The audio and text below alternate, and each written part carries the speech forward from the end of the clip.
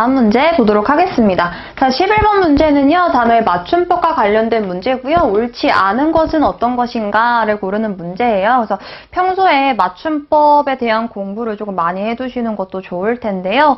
자, 그래서 1번 먼저 보시면, 자, 이를 원인별로 분류하면 장치나 프로그램의 고장과 같이 비상시에 발생하는 것, 그리고 주기적인 시각, 끼어들기. 자, 여기 부분에서는 끼어들기와 관련이 되어 있네요. 자, 끼어들기 자체는요, 맞게 쓰인 표현입니다. 근데 우리가 평소에 끼어들다라고 발음을 많이 하게 되면서 표기 자체가 끼어들기가 아닌가라고 착각을 할 수가 있는데요. 여기에서는 기본형 이제 끼다라고 하는 거에 들다라고 하는 단어가 연결이 되어 있는 상황이에요. 그래서 우리가 그 동사나 형용사를 활용을 할 때는요, 기본적으로 어간이라는 단위와 어미라고 하는 단위를 사용하게 될 텐데요. 자, 어간이라고 하는 건 우리가 무언가 모양을 바꿨을 때 의미가 변하지 않는 선에서 고정되어 있는 부분입니다. 그래서 끼어들다, 끼어들고, 아니면 끼고, 끼다, 끼어서 이러한 식으로 변하지 않는 부분까지를 우리가 어간이라고 이야기를 하고 있고요. 뒤에 바뀌어서 활용되는 부분을 어미라고 이야기를 하고 있습니다. 따라서 적절한 표현이 사용이 되고 있어요. 어미는 여로 들어가는 게 아니라 어와 아를 기본 형태로 가지고 있으니, 자, 여기에서는 끼어들기가 아닌 끼어들기가 맞는 표현이고요. 자, 그리고 2번 보시면 아니에요라는 표현입니다. 자, 아니에요라고 하는 건 아니다라고 하는 게 형용사거든요. 형용사라고 하는 게 상태나 성질을 나타내주고 있는 단어이기 때문에, 자, 어간의 에요라고 하는 역시나 어미, 아까 어간과 어미라고 하는 개념을 말씀을 드렸었죠. 자, 이렇게 결합을 한 것이므로 여기에서는 에요라고 쓰이는 표현이 맞는 거고요. 우리가 예요라고 하면서 보통 여이라고 이야기를 하는 표현은 잘못된 표현이라고 알아두시면 되겠습니다.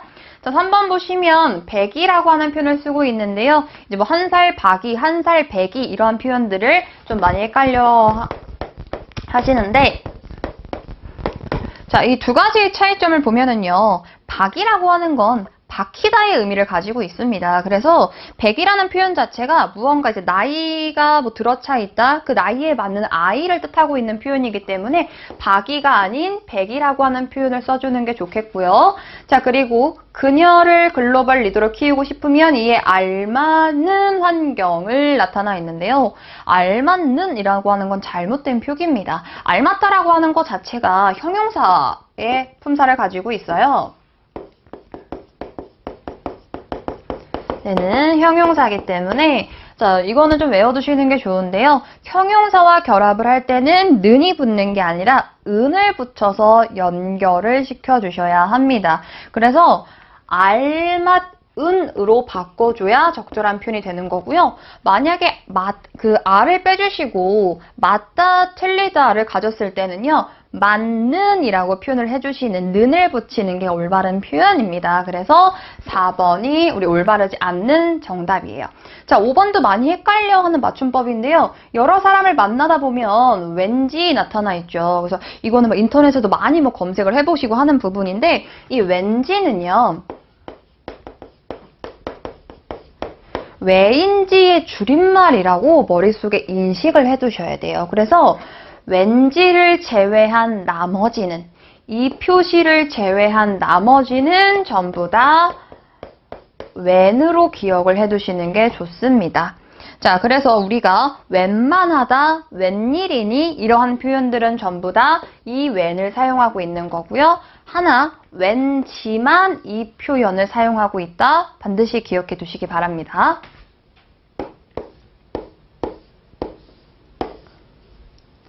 자, 12번도 한글 맞춤법에 관련된 거고 적절하지 않은 거를 찾아보자 라고 했어요.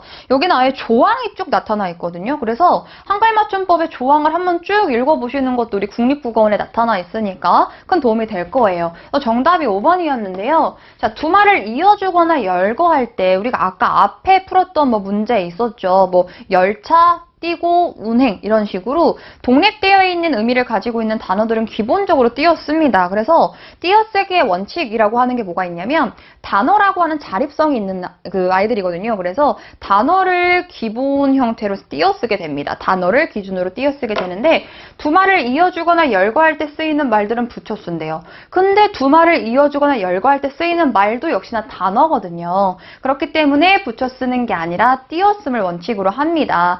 자, 예를 들면 우리가 기본적으로 여기 보시면 청군 대 백군, 우리 열거하는 거, 이어주는 거죠. 본부장 겸 팀장, 이러한 대나 겸이라고 하는 단어들도 역시나 띄어쓰을 원칙으로 한다. 기억해 두셔야 합니다. 자, 13번은요. 문서 작성 원칙에 대한 내용이에요. 우리가 이 문제풀이 시작하기 전에 우리가 몇 가지 유형을 정리를 하면서 반드시 기억해둬야 된다라고 하는 것들이었는데요. 문서를 작성할 때 어떻게 하면 효율적으로 작성할 것인가와 관련된 보기가 제시가 되어 있습니다. 자, 기본 원칙에 해당되는 거, 그러니까 적절하게 쓰여진 게 무엇이냐를 찾는 건데요. 가를 보시면 그다지 중요하지 않는 경우에는 한자어 사용을 자제하도록 해야 돼요. 한자어를 잘하는 사람도 있겠지만 한자어에 미숙한 사람들도 많습니다. 그렇기 때문에 한자어를 마구 사용을 하게 되면 의미의 전달이 우리 효과가 떨어질 수가 있어요. 그래서 그렇게 그다지 중요하지 않으면 자제하는 게 맞는 표현이고요. 자, 문장을 표현할 때 가능한 간결체를 사용하여 의미 전달이 효과적으로 되도록 해야 되겠죠. 아까 우리 문장은 간결하게 써야 된다. 한 문장이 아무리 늘어진다 하더라도 우리 세 줄 안에는 들어오는 게 우리 간결체라고 이야기를 하고 있습니다. 자, 문장 간결하게 전달해야 되고요. 자, 직장 생활에서 문서 작성의 핵심은 결론을 나중에 쓰래요. 자, 그러다 보면 흐름을 놓칠 수도 있고요. 우리가 주제에서 벗어나게 돼버리면 결론을 제대로 못 끝낼 수가 있거든요. 그래서 나중에 쓰는 게 아니라 앞에 두 과일식으로 결론을 정리해 주셔야 합니다. 다는 틀렸네요. 자, 라를 보시면 문서의 첨부 자료는 반드시 필요한 자료 외에는 첨부하지 않도록 한다. 그죠? 굳이 필요하지 않는 자료를 보낼 필요는 없겠죠. 그래서 필요한 자료만 보내주시면 됩니다. 따라서 다를 제외한 우리 2번 정답을 찾아주시면 되겠네요. 밑에 해설 보시면 우리 문서를 작성하는 요령들 정리가 되어 있으니까요. 반드시 읽고 숙지하시기 바랍니다. 자, 14번도 문서 작성 요령과 관련된 문제입니다. 적절하지 않는 것을 찾아라.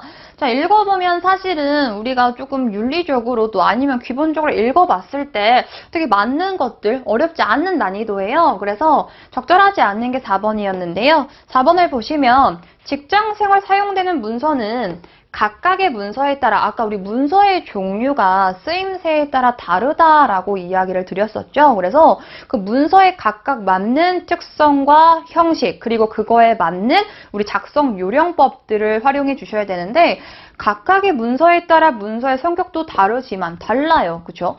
자, 상황과 목적에 관계없이 이미 여기서부터 조금 이상한 뉘앙스로 가죠. 그 형식이나 어투 등의 일관성을 유지하는 것이 매우 중요하대요. 형식이 달라요. 문서에 따라 문서의 성격도 달라요. 그러니까 형식이나 어투도 그 문서에 맞게끔 조정을 해주셔야 합니다. 틀린 정답 4번이에요.